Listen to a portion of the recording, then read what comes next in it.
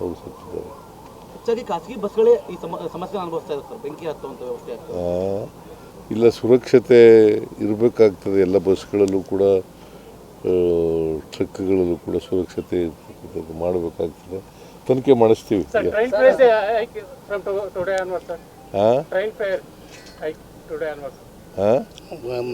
Railway ದರ ಏರಿಕೆ ಮಾಡಿದ್ದಾರೆ, ಪ್ರಯಾಣ ದರ ಏರಿಕೆ ಮಾಡಿದ್ದಾರೆ ಇವತ್ತಿನ. ಅವರು ಇದನ್ನು ಮಾತಾಡಲ್ಲ. ಬಿ ಜೆ ಪಿಯವರು, ಕರ್ನಾಟಕದ ಬಿ ಜೆ ಪಿಯವರು ಬಸ್ಸಿನ ದರ ಆಮೇಲೆ ರೈಲ್ವೆ ದರ ಏರಿಸಿದಾರಲ್ಲ, ಇದ್ರ ಬಗ್ಗೆ ಮಾತಾಡಲ್ಲ. ನಾವೇನಾದ್ರು ಹೆಚ್ಚು ಮಾಡಿದ್ರೆ ಅದ್ರ ಬಗ್ಗೆ ಭಾಳ ಎಲ್ಲ ಲೀಡರ್ಗಳು ಕೂಡ ಮಾತಾಡೋಕೆ ಶುರು ಮಾಡ್ಬಿಡ್ತಾರೆ. ನಿಮ್ಮ ಕುರ್ಚಿ ಗಟ್ಟಿ ಐತಿಲ್ಲ ಅನ್ನೋದ್ರ ಬಗ್ಗೆ ಭಾಳ ಚರ್ಚೆ ಮಾಡ್ತಾರೆ. ಕುರ್ಚಿ ಅಳಗಾಡುತ್ತೆ. ಅದನ್ನು ಬಿಟ್ಟು ನೀನು ಬೇರೆ ಬೇರೆ ಕೇಳೋದಕ್ಕಾಗಲ್ವಾ? ನಾನು ಅದಕ್ಕೆಲ್ಲ ಉತ್ತರ ಕೊಡಲ್ಲ.